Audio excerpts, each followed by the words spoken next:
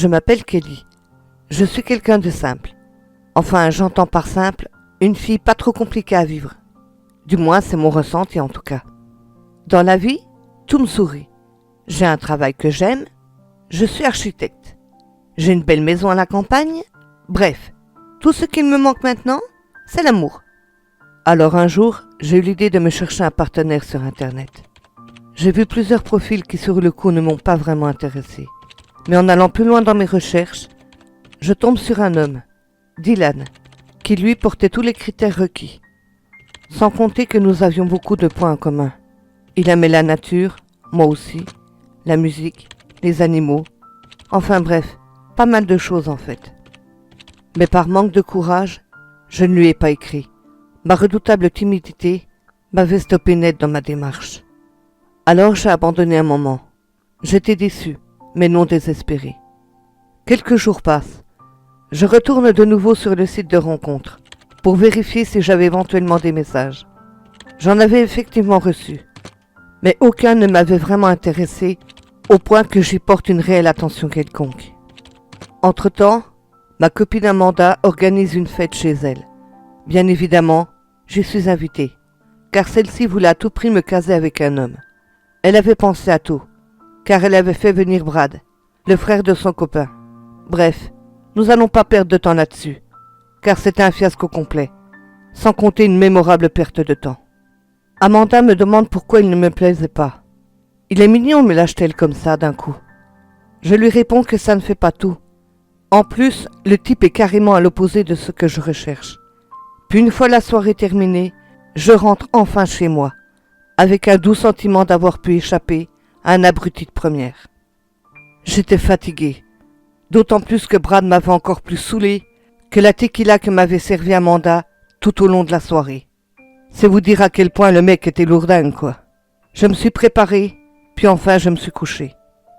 Le lendemain, en rentrant du boulot, je décide de nouveau d'aller sur le site de rencontre. J'avais évidemment reçu d'autres messages, tous plus inintéressants les uns que les autres. Enfin, sauf un, qui celui-ci pour le coup, avait vraiment retenu mon attention. C'était Dylan. Nous avons discuté un moment. C'était sympa. Mais malheureusement, j'ai dû mettre fin à notre discussion, car je devais me préparer pour ma journée de travail du lendemain.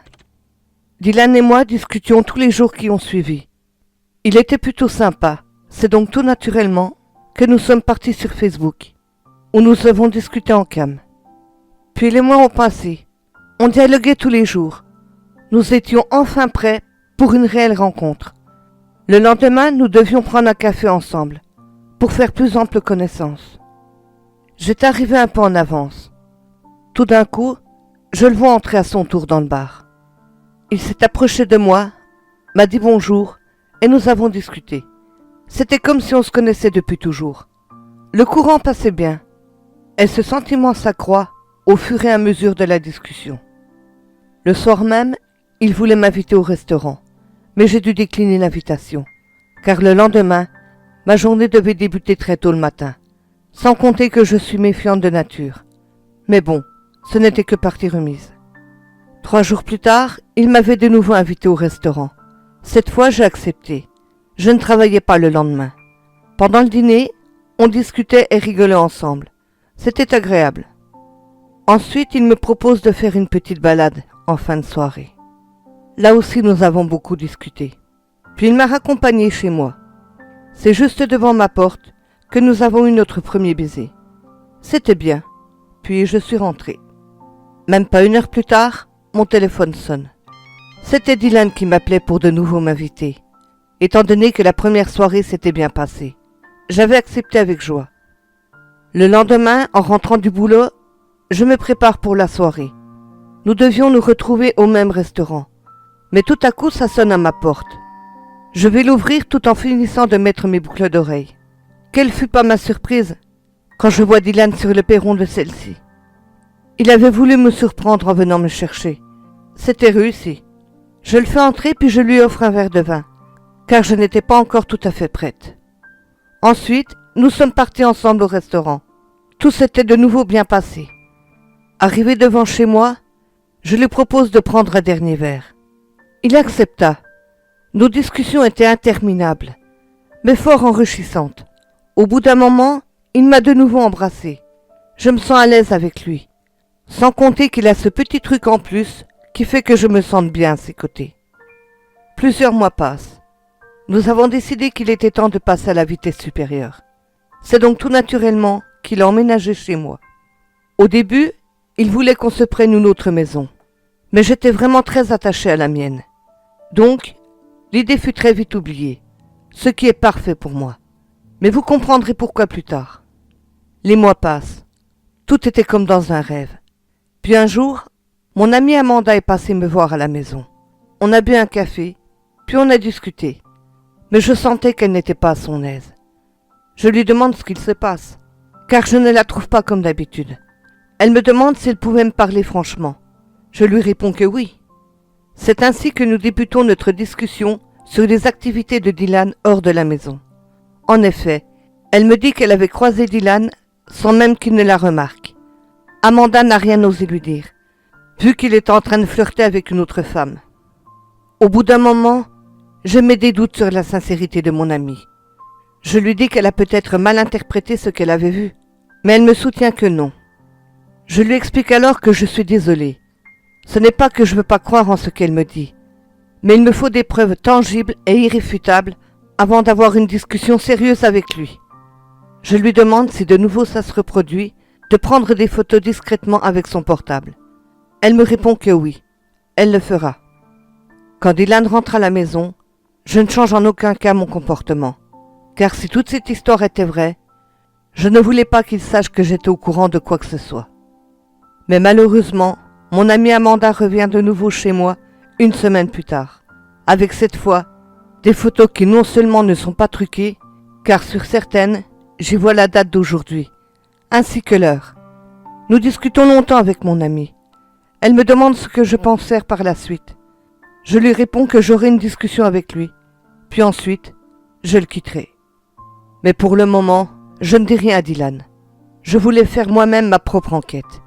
Mais tout à coup, il me dit que le week-end suivant, il sera absent pour son travail.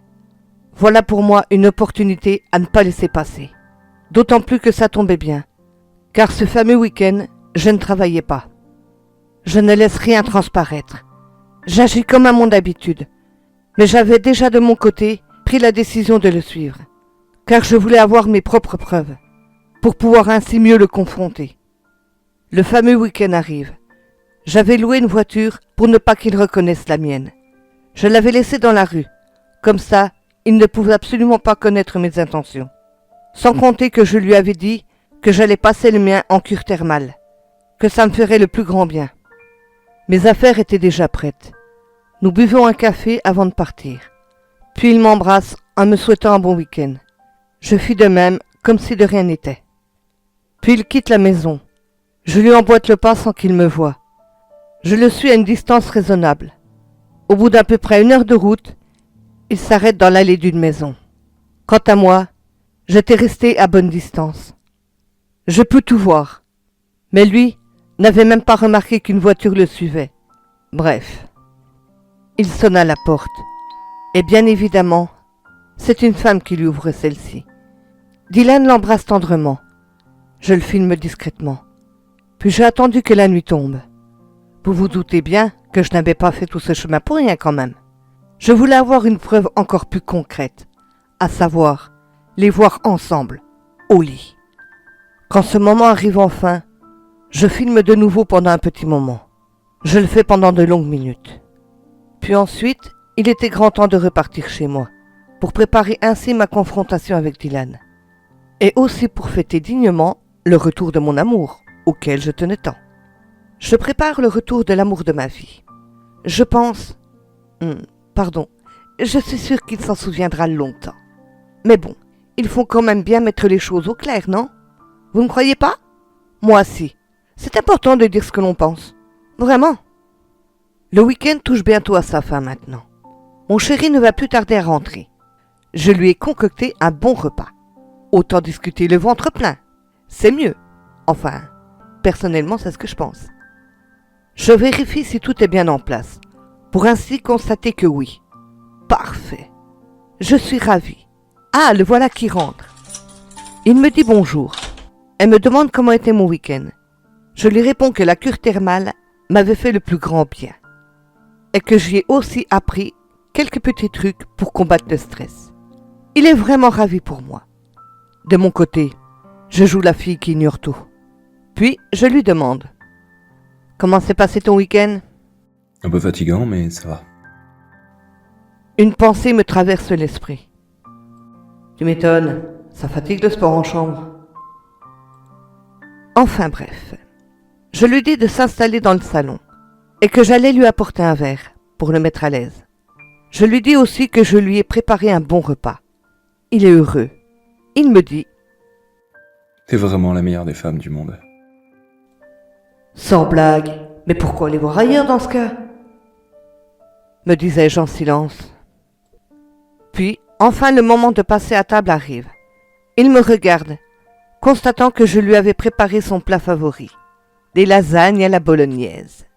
Il était fou de joie, et il me demande « T'as changé ta recette ? Je trouve qu'elle a un meilleur goût. » Je lui répondis simplement par oui. Il me félicite pour ce délicieux repas. Mais mon chéri ne se sent pas très bien d'un coup. Je lui dis que j'ai une autre surprise qui l'attendait dans la cave. Un jour, au début de notre relation, je lui avais dit que j'allais installer un établi rempli d'outils, vu qu'il est bricoleur. Alors c'est ce que j'ai fait. Il est vraiment fatigué, mais il tient tout de même à le voir. Encore heureux qu'il veuille le voir. J'ai pas fait tout ça pour rien non plus quand même. Merde, ça m'a pris du temps. J'ouvre la porte de la cave. Je lui allume la lumière, puis je le laisse passer devant, pour qu'il puisse apprécier sa surprise de plus près. Ah, ça pour la voir de près, il allait vraiment la voir de très près même pour le coup. J'attends qu'il descende 2 marches, puis je le pose violemment dans l'escalier, qu'il dévale au complet. Évidemment, il s'était fait mal le pauvre chouchou. Mais bon, c'était le but recherché après tout. Il est complètement sonné, à un tel point qu'il est tombé dans les pommes. Je le mets assis sur une chaise, puis je l'attache. Une fois cela fait, j'attends que monsieur se réveille. Sauf que je perds assez vite patience. C'est alors que je décide de lui balancer un seau d'eau dans la tronche, pour accélérer un peu le mouvement. C'est à ce moment-là qu'il se réveille enfin et me demande « Qu'est-ce que je fous là, bordel ? Et pourquoi je suis attaché d'abord ?» Je lui réponds que je suis au courant de tout. Il me regarde d'un air ignorant. Je lui montre alors les photos, ainsi que les vidéos. « Non, c'est parce que tu crois, je peux tout expliquer. » Mais non, monsieur nie tout en bloc, alors que c'est pourtant sous son pif. Il est con, je vois pas d'autre explication. Je sors alors mon arme à feu, que mon ex-petite amie m'avait offert quelques années plus tôt. C'était un mon flingue, que j'avais déjà testé et approuvé. Mais tout à coup un sentiment de peur le traverse. Il me dit tout en me suppliant « Je t'en supplie, fais rien de stupide que tu pourras regretter plus tard. » Ah mais t'inquiète chérie, je ne vais rien tenter de stupide. Mais il faut que tu comprennes que ce que tu as fait est vraiment très mal. Et que ce n'est pas juste. Je suis désolé, je voulais pas te faire de mal, je te jure. Mais pose ce flingue, s'il te plaît. Bah voilà maintenant qu'il fond en larmes, en me faisant des excuses. Je le regarde avec un air pas convaincu du tout. Mais c'est surtout que j'en ai rien à foutre en fait. Moi, tout ce que je vois, c'est le mal qu'il m'avait fait. Je te jure, t'es une folle qui devrait se faire interner, t'es qu'une bonne à rien de toute façon. Alors toi, tu vas te calmer direct. Tu ne parles pas comme ça, ok ? Maintenant, les insultes. Mais bien sûr, on dirait bien que monsieur inverse les rôles. C'est alors que je lui tire une balle dans la jambe. Il hurle de douleur. Évidemment, ça fait mal. On ne fait pas d'omelette sans casser des œufs, hein ? Putain, espèce de salope, ça fait mal, je te jure, tu vas me le payer, sale garce. Oh, ça va, hein, braille pas comme ça. Puis un fauteuil roulant, c'est pas si cher que ça. En plus, toi tu t'en fous des pétés de thunes. Donc ça va. Franchement, c'est pas la peine de gueuler comme ça. Non, attends, t'as pas tout compris là. Tu m'insultes, sale bâtard, mais devine qui va te la mettre à l'envers sur ce coup. Espèce de taré. Ah oui, au fait, au passage. Pas mal pour une soi-disant bonne à rien. Tu as tendance à légèrement inverser les rôles, toi. Pauvre con. Je lui demande aussi d'un calme rare. Tu vas aussi m'envoyer un texto sur mon portable qui dit « Désolé Kelly, mais je te quitte. J'ai une autre femme dans ma vie. Encore désolé. » Attends, tu m'as explosé la jambe juste pour ça, tu peux pas le faire toi-même. Pourquoi je dois le faire d'abord?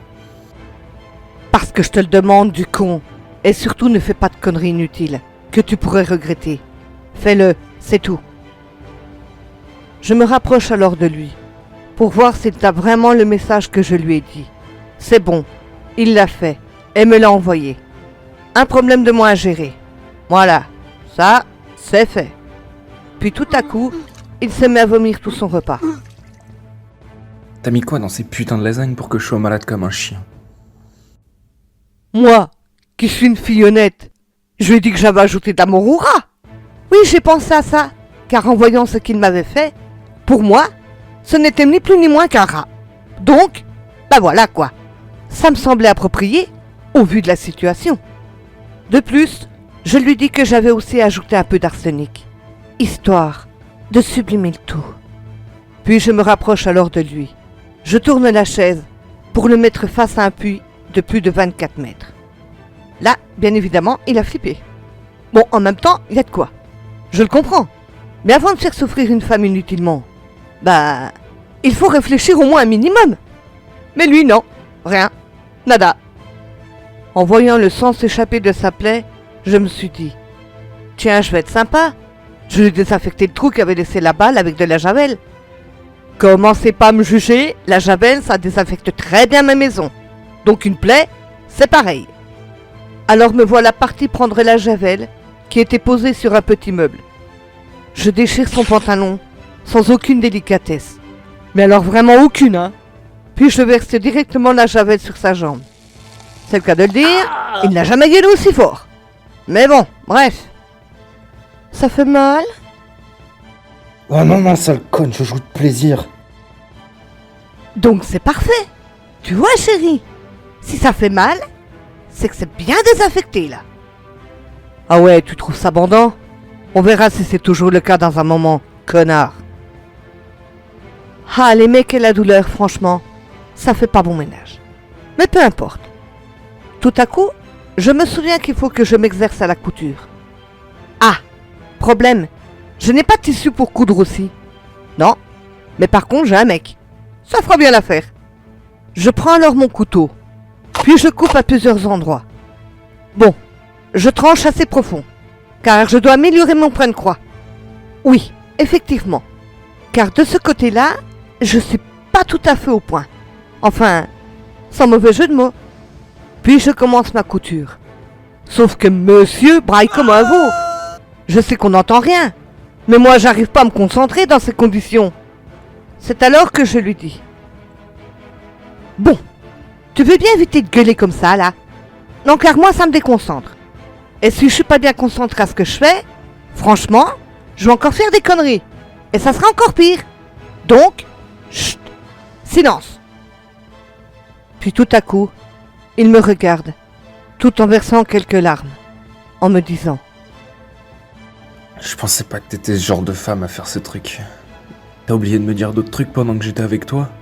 T'as encore combien de squelettes planqués dans tes placards? Là, je le regarde. Puis d'un coup, je me souviens de mon ex, David, qui était effectivement dans l'un des placards en fer que j'ai dans ma cave. Sauf que j'avais enfermé ce cher David il y a maintenant 4 ans. Et que je l'avais un peu oublié, pour être franche. Le truc ne doit plus être bien frais après ça. C'est alors que je dis à Dylan, tout en me dirigeant vers la porte du fameux placard: ah ben merde alors! Merci chérie! Tu viens de me rappeler que j'avais enfermé mon ex-David là-dedans, il y a maintenant 4 ans de ça. Le pauvre! Il ne doit plus être bien frais. Il a dû sécher depuis le temps. J'ouvre la porte pour y découvrir un squelette. J'entends Dylan vomir triples et boyaux. Décidément, les mecs et la bidoche pas fraîche, ça fait pas bon ménage. Puis je lui dis: ah bah oui, effectivement, il y a bien un squelette dans mon placard. Oups, Je l'avais oublié celui-là. Mais tout à coup, Dylan se met à pleurer encore plus. Je lui dis. Oh ça va, tu vas pas faire ta chochotte quand même. Après tout, c'est juste un squelette. C'est vrai quoi, regarde. Il est tout sec le truc. Alors vous les mecs, dès que vous voyez un cadavre, c'est le bordel hein. Vous flippez vraiment pour rien. Sérieux, tu me fais vraiment pitié là. Je prends ce cher David, enfin plutôt ce qu'il en reste, et je le balance dans le puits, là où il aurait dû atterrir depuis quelques années déjà. Mais bon, que voulez-vous? Je l'avais oublié. Ça arrive hein. Dylan me regarde avec un air suspicieux et paniqué sur ce que m'avait fait David pour mériter de finir en cadavre enfermé dans mon placard. Lui aussi t'a trompé? Non, lui il a juste cherché à me voler tous mes biens, ainsi que mon argent. Mais comment dire, ça ne s'est pas vraiment passé comme il l'imaginait. Le pauvre, regarde par toi-même mon chéri. Mais bon, il est temps que je reprenne la couture sur toi bébé. Regarde, t'as plus saigné encore. Bon allez, t'inquiète pas, ça va bien se passer. Enfin, si on veut, hein, façon de parler. Car moi et la couture, ça fait deux. Donc il va y avoir des petits ratés. Mais t'inquiète, je gère. Ce pauvre Dylan commence à avoir des sueurs froides. Tu m'étonnes. Qui n'en aurait pas dans ces conditions? Je reprends un plus grand couteau. Je lis la peur sur son visage. Mais en fait, comment dire? Je m'en fous royalement. C'est alors que je décide de lui extraire la balle moi-même, avant de reprendre ma couture. Bah oui, j'ai pas envie qu'il me claque dans les bras. Quand même, soyons sérieux. Je suis une femme appliquée, moi. Je ne néglige jamais mon travail. Sauf que je constate très vite qu'avec le grand couteau, ça ne fonctionne pas. Je prends donc une pince, plus adaptée. Mais il faut quand même que je la désinfecte. Je mets donc de la javel dessus. Oui, pas d'affolement, ça nettoie tout ça. Mais je trouve que ça ne suffit pas. Donc, je vais chauffer la lame jusqu'à ce qu'elle devienne rouge. Ouais, on va faire ça. Une fois que la lame est bien rouge, je la plonge directement dans la plaie. Dylan hurle de douleur. Aïe merde, j'avais oublié de la laisser refroidir. Oui je suis pas médecin moi, je suis architecte. Il y a une sacrée différence quand même, merde. Puis c'est pas grave, ça va cauteriser la plaie, c'est tout bénef. Mon bébé d'amour hurle tout ce qu'il peut. Je lui demande de la fermer, car je dois me concentrer. Mais non, monsieur hurle encore plus fort. Je lui dis alors. Bon, il est maintenant 2h du mat. Donc si tu pourrais fermer ta gueule, ne serait-ce le temps que je retire cette foutue balle, ce serait bien. Sans compter qu'avec tous tes hurlements à la con, je vais encore faire des conneries. Puis on va pas y passer la nuit non plus, hein. Donc silence maintenant. Je suis toujours en train de le charcuter pour essayer de retirer la balle. Mais je n'y arrive pas. Changement de plan. Je vais directement aller la chercher à la main. Ça sera plus simple, hein. Car sinon, on va y passer des heures. Je décide donc de me désinfecter les mains à l'alcool à 90. Perso, je m'en fous, j'ai pas de paix externe sur les mains. Donc, je vais de bon cœur. Puis en même temps, j'en verse sur la plaie de mon amour. Mais il hurle comme un putois. C'est bien ce que je me disais. Je suis encore tombé sur une chochotte. Ah les mecs, franchement. C'est alors que je plonge ma main directement dans la plaie. C'est tout visqueux là-dedans. Berk, c'est dégueu. Bref, continuons. Bon, alors. Non. Ça, je pense que c'est un tendon. Dylan hurle toujours comme un porc. Il me les casse vraiment, lui. Comment faire du bon boulot dans des conditions aussi merdiques? Au bout d'un moment, je sens un truc métallique. Bingo. C'est la balle. Je la lui retire. Non sans douleur, évidemment. Mais il hurle toujours, le pauvre chéri. Il a tellement mal. Je lui dis pour le rassurer un peu. C'est bon, arrête de brailler comme ça. Regarde, j'ai retiré la balle de ta guibole. Tu vois? C'est déjà bien. Bon, maintenant il est temps que je reprenne ma couture. Oh, chérie, il me vient une idée de génie. Je vais tirer une profonde entaille sur ta jambe. Qui sait? Ça va peut-être améliorer les choses. Ou pas. Mais il commence vraiment à paniquer. Mais peu importe. Je suis déterminée à m'améliorer en couture. Donc je reprends le grand couteau. Puis je place la lame sur sa cuisse, au-dessus de l'endroit où la balle a pénétré. Et d'un coup sec et violent, Je lui tranche la cuisse. Il hurle de douleur. Mais, oups, j'y suis allé un peu trop fort, on dirait, car j'ai sectionné l'artère fémorale. Et merde! Le sang gicle et coule de partout. Je décide de suturer l'artère, pour essayer de stopper l'hémorragie. Mais merde! Ça ne fonctionne pas. De plus, ce con est en train de me foutre du sang partout. Bon, il est temps de passer au plan B maintenant. Je décide de l'amputer. Bon, sur ce coup-là, l'anesthésie est en option, hein. Bien évidemment. Je prends donc une scie et je commence à couper. Mais mon bébé d'amour hurle de douleur. Je lui dis alors: tu crois que je n'ai pas souffert, moi, quand j'ai appris que tu me trompais avec la première salope venue? Si, alors maintenant ferme-la. Vous les mecs, vous faites souffrir les femmes, sans vous soucier de rien. Mais il faudrait quand même apprendre à connaître la personne avec qui tu partages ta vie, mon cœur. Car là, pour le coup, tu n'en serais jamais arrivé là, enfermé dans ma cave. Pauvre abruti que tu es. Je continue de scier sa jambe. Entre-temps, monsieur a perdu connaissance. Mais j'ai toujours un peu d'alcool de menthe sous la main. Je lui fais sentir. Il se réveille. Il était temps. Maintenant, je vais cauteriser la plaie, de la même manière que pour sa cuisse. Sauf que là, il n'en a plus. Donc je vais faire ça directement sur le moignon. J'ai un vieux couvercle en fer qui me sert plus à rien. Je le chauffe jusqu'à ce qu'il soit bien rouge et bien brûlant. Une fois cela fait, je le pose directement sur le moignon. Cette fois, la douleur est tellement forte qu'il tombe de nouveau dans les pommes. Ah, plus de son, plus d'image. Adios. Une fois terminé, je m'aperçois que le jour ne va plus tarder à se lever. Sans compter que mon cher bébé d'amour est à moitié mort. Disons qu'il a un pied dans la tombe et l'autre qui suit pas loin. Bon, l'autre est à côté de moi, avec le reste de sa jambe amputée. Donc autant l'achever maintenant, et on n'en parle plus. Je reprends alors mon grand couteau, et je l'égorge. Puis je le balance dans le puits. Il rejoindra les mecs qui ont cherché à profiter de moi, que ce soit d'une manière ou d'une autre. Mais ne vous inquiétez pas, hein, il ne sera pas tout seul, car il n'y a pas que dans le placard qu'il y avait un cadavre. Il y en a aussi dans le puits. Et oui, c'est plus facile pour se débarrasser des corps. Vous comprenez mieux maintenant pourquoi je ne voulais pas déménager? Morale de l'histoire. Si un jour vous devez vous mettre en couple, que ce soit aussi bien avec un homme ou une femme, assurez-vous bien de vraiment connaître la personne avec laquelle vous partagez votre vie. Cela vous évitera de finir comme ce cher Dylan, ainsi que les autres.